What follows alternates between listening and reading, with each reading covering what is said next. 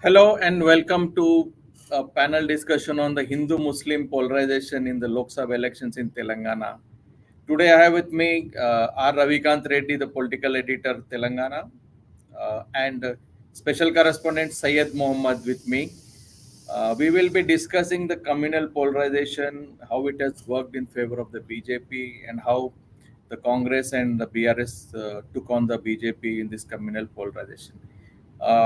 To give an insight into what exactly the BJP has been trying right from 2014 when the state of Telangana was created, we should look at the performance of the BJP in 2014. It was able to win only one seat, that was Secunderabad, and Bandaru Dattatreya was the MP who went on to become a union minister, and then in 2019 elections, when the BRS won 9 seats, BJP came as a surprise with 4 Lok Sabha seats. That was Nizamabad, Adilabad, Karimnagar, and Secunderabad. Secunderabad was won by G. Kishan Reddy, who went on to become the Union Minister of State first, and then he was elevated as a cabinet minister in the Narendra Modi government. And cutting to 2014, going by the trends available as of now at this hour, BJP is doing very well with 8 seats. It's leading, trying to retain the 4 seats it held in 2019 elections, and it has gained another 4 seats in and around Hyderabad city. Congress continues to hold its sway over South Telangana region, where its candidates are leading by over 2 lakh votes in several of the constituencies. Several first timers are also making it big in Congress party's election results that are on. Then MIM is continuing to hold its sway over Hyderabad Lok Sabha seat despite what you call a media hype or say, wherein the BJP candidate Madhavi Lata was touted to be giving a very tough fight to Mr. Asaduddin Owaisi, the MIM president. Now, we'll just go straight to Ravikant Reddy and just try to get a insight into how the polarization has worked. Welcome, Ravikant. Um,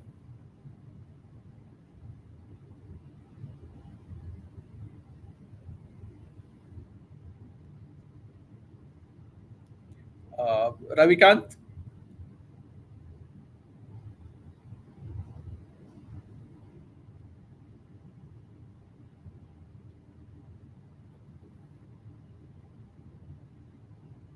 uh, Ravikant. Am I audible? Hello. Welcome, Ravikant. The election result seems to be quite interesting, and it should be a cause of elation for the Bharatiya Janata Party, which was confident of doing very well. Even their central leadership was talking about crossing the double-digit mark, but it seems to be doing quite well with leading in as many as 8 seats. What's your take on the trends in this election, and how do you see the performance of the BJP? Has the polarization really worked in the state of Telangana and in the urban and the rural areas? Well, it looks like going by the number of seats BJP is leading right now. They're leading in 8 seats, and in majority of the other seats, in fact, they're in second place. So the BR is the Bharat Rashtra Samiti is totally routed in Telangana, and it was expected, as some poll agencies predicted, that the BRS was losing around 20%, 18 to 20% of its vote, and going by the figures now, the massive leads that the BJP candidates have taken across the state. Looks like majority of these 20% of BRS seats, which the BRS lost, has gone to BJP, and also some share of it to the Congress. If we look at the pre-poll situation in Telangana, after the assembly elections, the BRS was totally down, morally down, and the kind of onslaught from Prime Minister Modi, Home Minister Amit Shah, and a lot of central leadership on Telangana In fact, they addressed several meetings across Telangana, including small towns like Narayanpet, which is a very backward area. And even at that place, Mr. Modi addressed a meeting. So it shows that they were going into areas which knew that BRS was strong, and they could take the BRS share. And one narrative that entire whole campaign that BJP depended on was that Hindu-Muslim vote. In fact, when Mr. Revant Reddy, the chief minister, raised this, that BJP was going to remove reservations, they took it the other way, saying that we are removing reservations of Muslims and not of the majority Hindus. So that is a line they took, and the entire campaign style was basically on the you know on the communal angle. And going by the leads, if you look at areas like particularly North Telangana, Adilabad, Nizamabad, and Karimnagar, BJP has taken massive leads. And in fact, all the three seats were held by the BJP. In fact, they won in 2019 as well, and they are holding on to massive leads there. And it was expected because BJP has been strengthening itself based on communal issues in the North Telangana region. And of course, during in the last 1 year, 1.5 year, the temple issue was also, they made it a major issue there.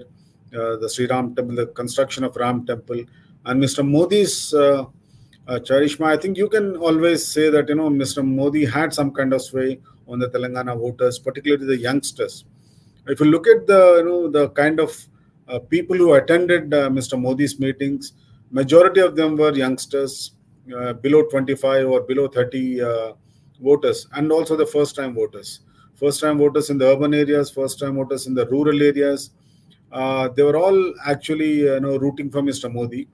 So I could say that even though the candidates are good, strong enough, like Mr. Pandit Sanjay, a former BJP state president who is leading in Karimnagar constituency, which is right now the MP there. And apart from his own personal, charisma, the entire voters, I think they voted for Mr. Modi. Even in Adilabad, Mr. Godam Nagesh who came from the BRS at the last moment, and he's also leading. And Mr. Arvind, of course, is known for his rabble-rousing speeches, particularly targeting the Muslim or the minority sections, and also his strong stand against the BRS. So all these leaders have made name for themselves at the individual level, but when it comes to voting in Telangana, it comes to I think it was Mr. Modi's performance or Modi's influence was quite huge. And if you look at South Telangana, where BJP is not considered so strong, Mahbub Nagar, even Mahbub Nagar, DK Aruna, the BJP candidate is leading, though the margin is very less. But I think pushing BRS into a third position there itself is an indication that it is Modi's influence which is working, and not the individual candidates like Ms. DK Aruna. And again, the core central Hyderabad and the middle, the central Telangana, which comprises of Hyderabad and all the three constituencies within these regions, the Chevella, Secunderabad, and Malkajgiri, all the three seats are now being led by the BJP candidates. And this area where MIM has a lot of influence because of its large Muslim population within Hyderabad city and the peripheries. And in these three constituencies as well, the BJP is leading. In Chevella constituency, Mr. Konda Vishweshwar Reddy was earlier with Congress. He moved to BJP 2 years back. In fact, he was MP candidate. He was the MP from 2014 to 2019 as BRS candidate. He contested again. He is leading by 60 to 70,000 votes. In Chevella constituency, very interestingly, this constituency, is the largest constituency in the country with 32 lakh voters. And it comprises of all people from North India. A major portion of voters are from North India. So it was expected. But interestingly, this seat was held by Chief Minister Revant Reddy, before he became the Chief Minister. And Mr. Kishan Reddy from Secunderabad is also leading, the Union Minister, and Secunderabad again, in the heart of Hyderabad city. So if we look at the BJP strengths in North Telangana and Central Telangana, it is where they could provoke or the communal issues. They are comfortably leading there. Ravikant, during our visit to certain constituencies in North Telangana, we could see the ripple effect of what you call is the Ram Temple consecration, wherein they had carefully tried to send across the sacred rice, that the Akshintalu that we call in Telugu. So that was distributed to all the households across Telangana, and we should give credit to the frontal organizations of the BJP, something like RSS, which went out of way visiting all the houses in urban as well as rural areas and trying to distribute this Akshintalu or the sacred rice, which also had a sentimental impact on the voters, and the saffron flags that were flowing like flying on the households, including the rural areas, also gave an indication of the mood of the people in at least the constituencies like Adilabad, Karimnagar, Nizamabad. Particularly of interest is Adilabad and Nizamabad, which are like have borders with Maharashtra state, sort of a thing.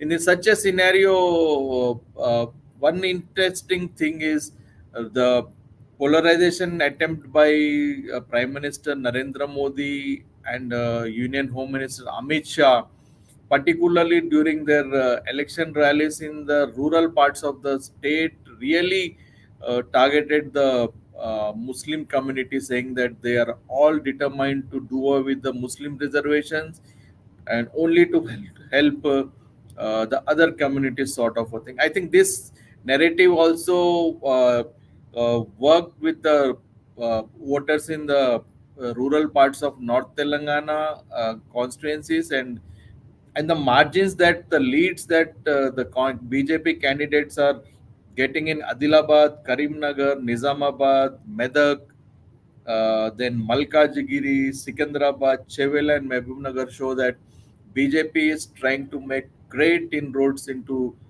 not only the rural parts of the state but even urban parts of the state. Ravikant, can you just say whether the campaign style of BJP's central leaders has really worked in this election to a large extent compared to the assertive and the aggressive campaign of the state leaders? Like, how do you rate the campaign of the central leaders vis-a-vis the state leaders in this developing scenario in Telangana?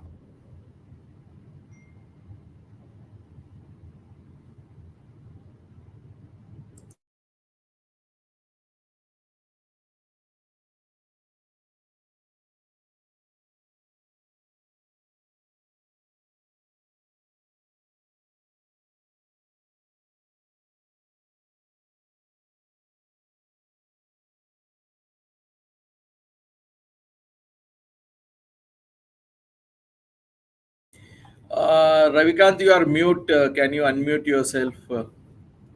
Yeah. Oh, sorry. Well, I think the onslaught was quite clear, right from the assembly time.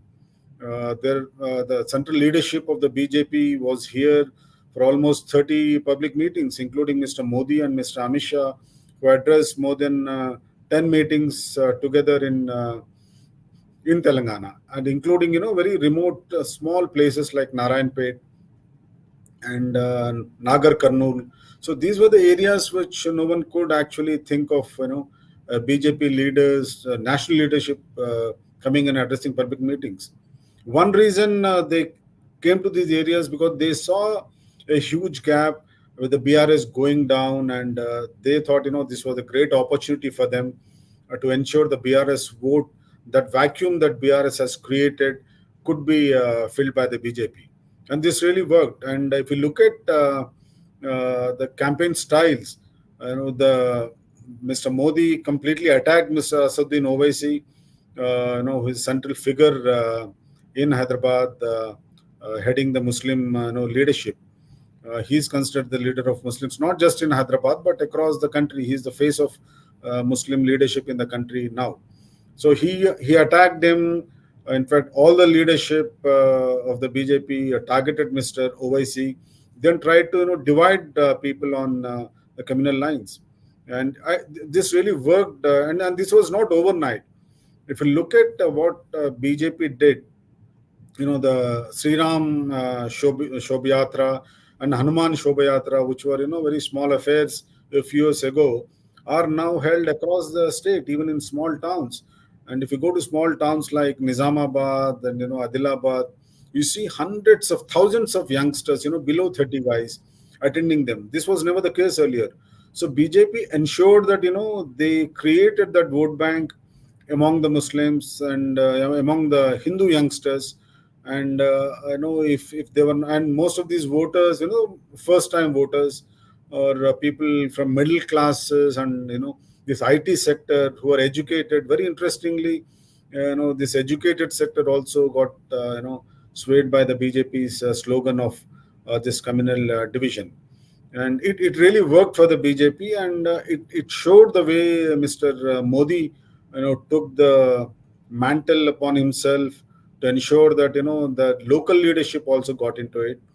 And Mr. Bandi Sanjay, the former state BJP president, and Mr. Arvind Dharmapuri, the sitting MP from Nizamabad, these two are very vocal faces of BJP in Telangana, with very hardcore Hindutva ideology, very with super charismatic in terms of in their speeches. They made, I think, they really contributed to the BJP's growth as well. But of course, the major push was from Mr. Modi, and Mr. Modi's influence on Telangana voters has been quite good and quite well.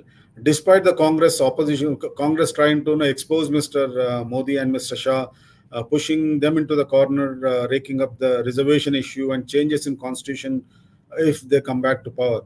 But I think that it also worked a little bit for the Congress, because Mr. Revanth Reddy has been very vocal against them. But still, BJP leading in 8 seats, something which is very unique. It was understood and it was realized much before the polls as well. Once the BRS was losing, it was the BJP that would be gaining. So it was clear, and I think that is what we are seeing on the ground right now. Yeah, let's move to Syed Mohammed, who has been covering MIM party for the Hindu Hyderabad for a long time, and he has been covering closely, monitoring the developments old city of Hyderabad. And of interest would be his deep insight into how the Hyderabad Lok Sabha seat has been performing, and of real interest is the way the BJP has tried to push its way into the constituency, which is dominated by minority community, and it has been a stronghold of the OIC brothers for a long time. And then the BJP never in history has put so much of energy trying to push their senior leaders to campaign in the heartland of minority areas. Union Home Minister Amit Shah himself was in the forefront of the campaign trying to target OIC brothers and pushing the candidature of Madhavi Lata, who owns a huge corporate hospital in Hyderabad, and she has been very aggressive against the OIC brothers in her campaign. Syed, can you give an insight into how the election campaign this time was much different from the earlier ones? Yes, sir. Thank you. So, uh, Ms. Lata was very aggressive. She was very vocal, and she sought to challenge Mr. Owaisi, who has been winning there for quite a while. As in, since his father's time, the Hyderabad parliamentary seat has been uh, a traditional stronghold of the Owaisi family. So Ms. Lata, she extensively campaigned in the constituency. She made attempts to reach out to the voters. Of course, there was considerable, how should I put it, communalism in a manner of speaking. And this was soon after we saw Ms. Lata doing the Ramban gesture near a masjid in a place called Siddhi Ambar Bazaar. that caused considerable controversy.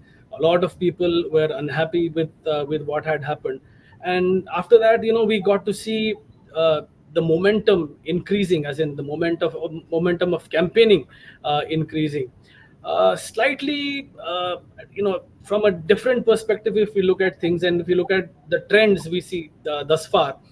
For instance, in the eighth round of counting, in the Gosha Mahal segment, we saw Ms. Lata getting about 47,000 votes and Mr. Owaisi getting about 17,000 votes.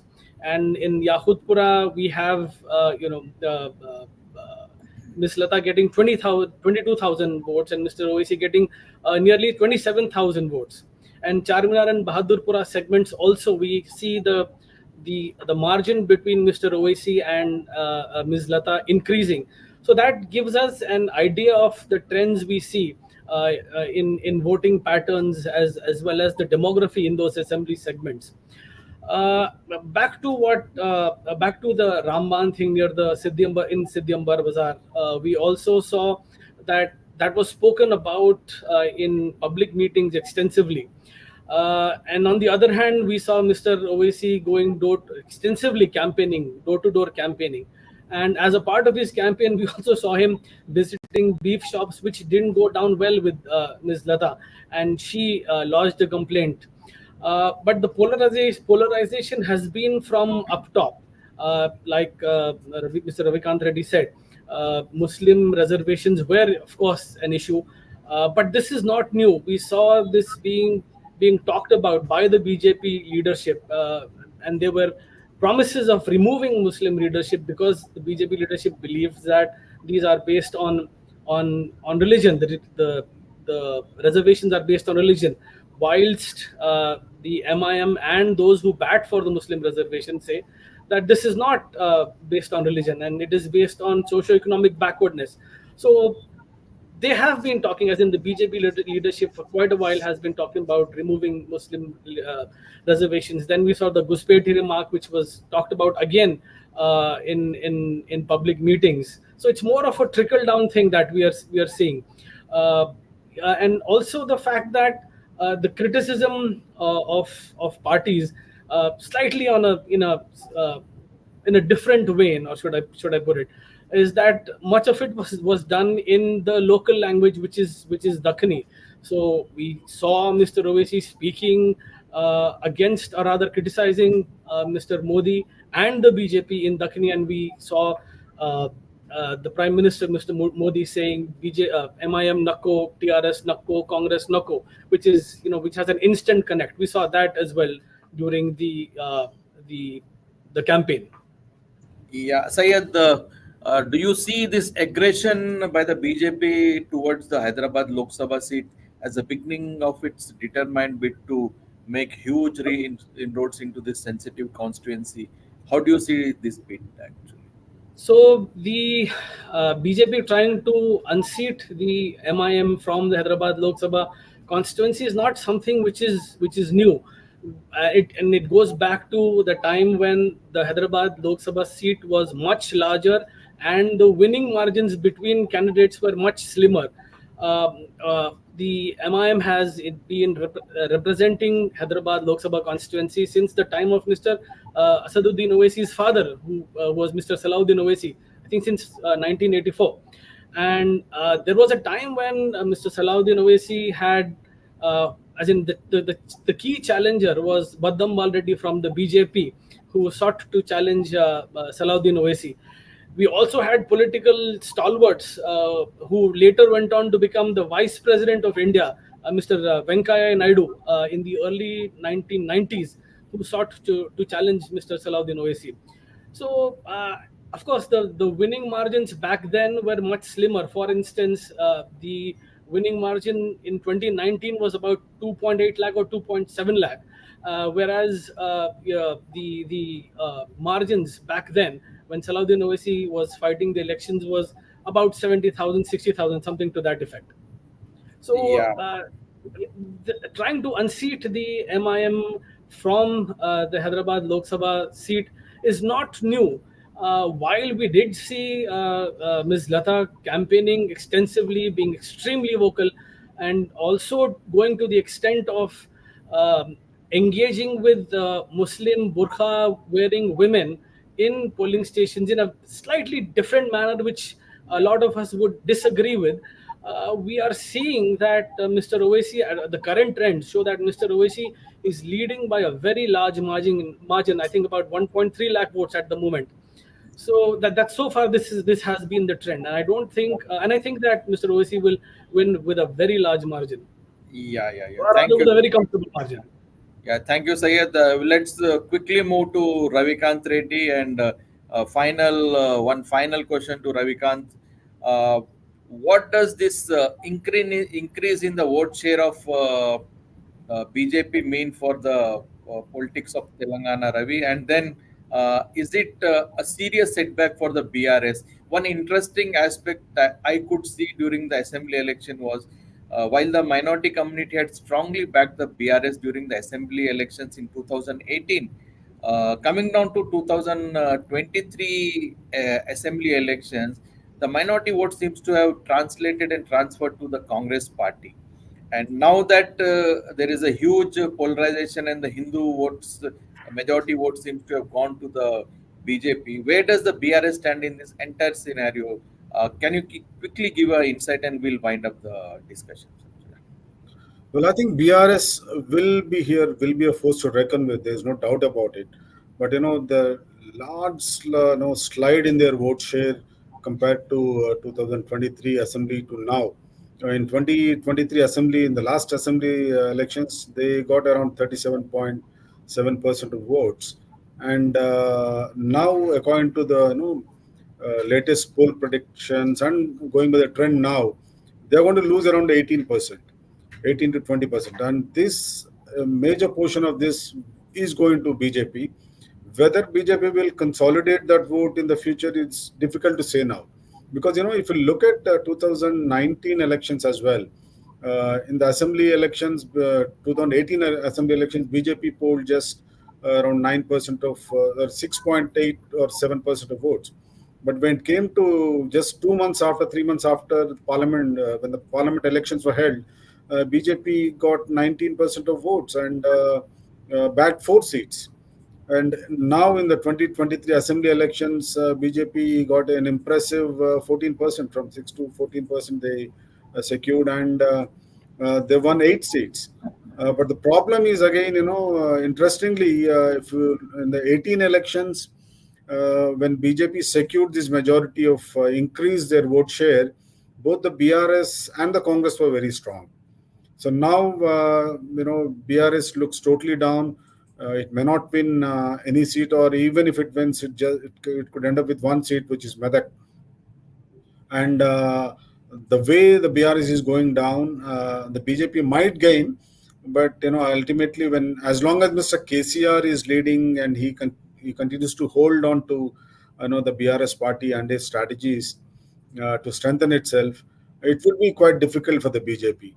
And but even if BJP wins, may large in Telangana now, 8 is big number for them if they win 8 seats. I don't think, and Mr. Modi getting fewer seats at the center, not as many seats they expected. What they claimed, around more than 300 seats. It may not be in a position to challenge the Congress government here. Had Mr. Modi won huge number of seats, more than 350, I think they would have definitely made an effort to destabilize the Congress government here, using its new vote share and a lot of new enthusiasm which the BJP has gained. But with a very weak central government which is likely to come, Mr. Modi is likely to depend on other parties. They might not make that kind of attempt on the Telangana government. So, saying Sayed, that, Sayed, yeah.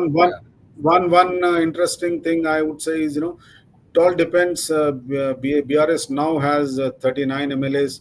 Of course, 3 people have already gone to the Congress.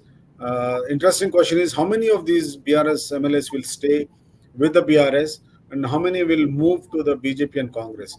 majority of them most likely they would move to be a Congress, and a few of them might go to BJP if the BJP gets stronger at the center. So it all depends how stronger the BJP government at the center is in the 2024 elections. Yeah, Sayed, you wanted to make some observations. Okay, can you quickly make an observation and then we'll conclude this debate? You Yes, wanted to say thank something? Yeah. Yes, thank you. So basically, Ms. Lata also enjoyed a lot of media attention. Of course, Mr. Owaisi has been sitting parliamentarian for a very long time, but we also saw Ms. Lata being given a great deal of space by the media. The other thing that was also seen was that certain sections of the electorate were slightly unhappy with less space being given to civic issues. Most of these were about things like CAA and about burkhas and again basically communal lines. So that's one limited point that I wanted to make. Yeah, yeah. Thank you, Sayed. And then finally, if you see the outcome of this elections in Telangana for the 17 Lok Sabha seat, BJP seems to be making great inroads, and it's on the way to almost victory in Adilabad, Karimnagar, Nizamabad, Medak, then coming down to Malkajgiri, Sikandrabad, Chevela, and Mehboob Nagar is a constituency where it's a neck and neck between the Congress and the BJP. On the Congress front, Congress is comfortable in Peddapalli, Zairabad, Nagar Karnool, Nalgonda, Bhongir, Warangal, Mehboobabad, and Khammam district, and the margin is over 2 lakh in several of these constituencies. If you look at the overall scenario, the polarization seems to have worked wonderfully for the BJP, and the campaign by the central leaders have really impacted the election outcome. And then Congress has given a very tough fight, and the BRS seems to be placed third in almost all the constituencies. And we have to just see in the days to come how the polarization takes place. Till that time, it's a happy moment for the BJP as of now. Thank you very much for Ravikant Reddy and Syed Mohammed for joining this panel discussion on polarization. Thank you very much. Thank you, Thank sir. you.